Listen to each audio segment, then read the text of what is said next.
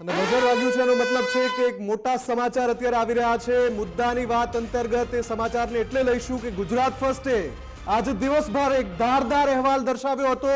અહેવાલ હતો જૂનાગઢના દામોદર કુંડમાં શ્રાવણનો જ્યારે પવિત્ર મહિનો ચાલી રહ્યો છે ત્યારે સ્નાન પર પ્રતિબંધ લગાવાયો હતો। ગુજરાત ફર્સ્ટે એ મુદ્દાને ખૂબ જ જોરશોરથી ઉઠાવ્યો હતો કેમ કે બિલકુલ ના ચાલે કોઈ ધાર્મિક સ્થાનમાં શ્રાવણ મહિનામાં આ રીતે પ્રતિબંધ લગાવાય। પરંતુ અત્યારે સૌથી મોટા સમાચાર એ આવી રહ્યા છે કે ગુજરાત ફર્સ્ટના અહેવાલના ફરી એકવાર મોટા પડઘા પડ્યા છે। પડઘા એ પડ્યા છે કે થોડા કલાકો વીત્યા છે અને પ્રતિબંધ હટાવી લેવો પડ્યો છે। અમે ત્યારે જ કહી રહ્યા હતા કે તમે એવા કોઈ નિર્ણય ના લો કે પછી જ્યારે મીડિયા મુખર થઈને જ્યારે અવાજ ઉઠાવે ત્યારે તમારે પાછી પાની કરવી પડે। તમે જ્યારે પ્રતિબંધ લગાવો છો ત્યારે ઐતિહાસિક સ્થાનનું મહત્વ શું છે, એ ધાર્મિક સ્થાનનું મહત્વ શું છે એ સમજો, કયો મહિનો ચાલી રહ્યો છે એ સમજો, પછી તમે નિર્ણય જારી કરી દો। ગમે ત્યારે ગમે તે નિર્ણય જારી કરી દો છો।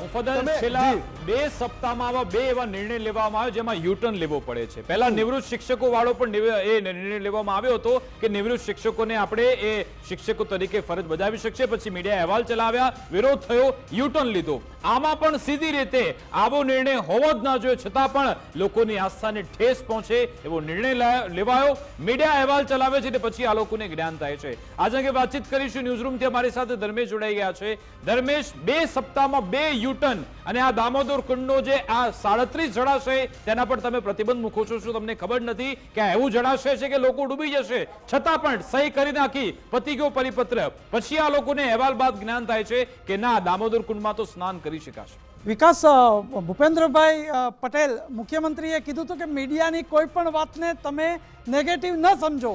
ગુજરાત ફર્સ્ટે આજે લોકોની આવાજ બન્યું હતું, લોકોના જેને કંઈ પ્રહરી કહી શકાય કે ભાઈ 34 જળાશયોના લિસ્ટમાં દામોદર કુંડને નાખી દીધું કે જે પવિત્ર સ્થળ કહેવાય, જ્યાં શ્રાવણ માસમાં સ્નાનનો મહિમા હોય ત્યાં પ્રતિબંધ, જે શ્રદ્ધાળુઓ આવ્યા હતા એ નાવા સ્નાન માટે આવ્યા હતા અને એ સ્નાનમાં પ્રતિબંધ જોઈ અને લાગણી દુભાઈ અને ગુજરાત ફર્સ્ટે સતત બપોરથી આ કવરેજ આપ્યું ને અત્યારે કહી શકાય કે યુ ટર્ન, જેમ આપણે વાત કરી કે જે શિક્ષકવાળી વાત હતી એવું જ યુટર્ન છે કે જે ઓફિસમાં બેસીને પરિપત્ર એસી ચેમ્બરમાં બેસીને જેણે કાઢ્યો હશે એને સમજાણું કે આ શું છે।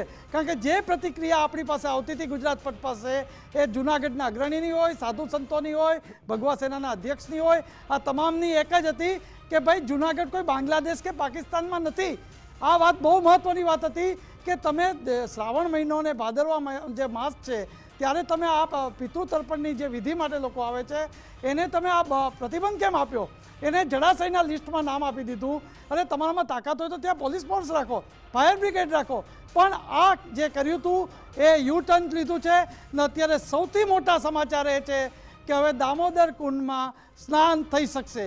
34 થી 37 જળાશયોમાં જે અધિકારી બાબુએ જળાશયમાં દામોદર કુંડને પરિવર્તિત કર્યા હતા એ દામોદર કુંડમાં આવતીકાલથી સ્નાન અને પૂજા વિધિ, જે તર્પણ વિધિ થઈ શકશે એવા સમાચાર મળે છે। બિલકુલ, આભાર અમારી સાથે જોડાવા બદલ। જ્યાં આસ્થા હોય ત્યાં એ આસ્થાને એમાં કોઈ અવરોધ ના આવે એ જોવાનું કામ વ્યવસ્થા તંત્રનું છે, એટલે એ જ જૂનાગઢે કર્યું છે, જૂનાગઢના તંત્રએ કર્યું છે, પણ મીડિયાએ આંખ ખોલી ત્યારે। અને એ પણ ધ્યાન રાખવાની જરૂરિયાત છે કે જે અધિકારીઓ નિર્ણય લેતા હોય છે, પરિપત્ર બહાર પાડતા હોય છે, શું એ લોકો કોઈ એનાલિસિસ કરે છે ખરા? શું કોઈ બાબતનો અભ્યાસ કરે છે ખરા કે પછી હવામાં જ બધા નિર્ણય લઈ લેવામાં આવે છે? 2 સપ્તાહમાં 2 આવા નિર્ણય કે તમારે થૂકેલું ચાટવું પડે છે, યુટર્ન લેવું પડે છે, એ બાબતે પણ તમારે વિચારવું પડશે। અમારે વિશેષ રજૂઆત મુદ્દાની વાત અંતર્ગત બસ આટલું જ। આપ જોતા રહો ગુજરાત ફર્સ્ટ ન્યૂઝ। નમસ્કાર।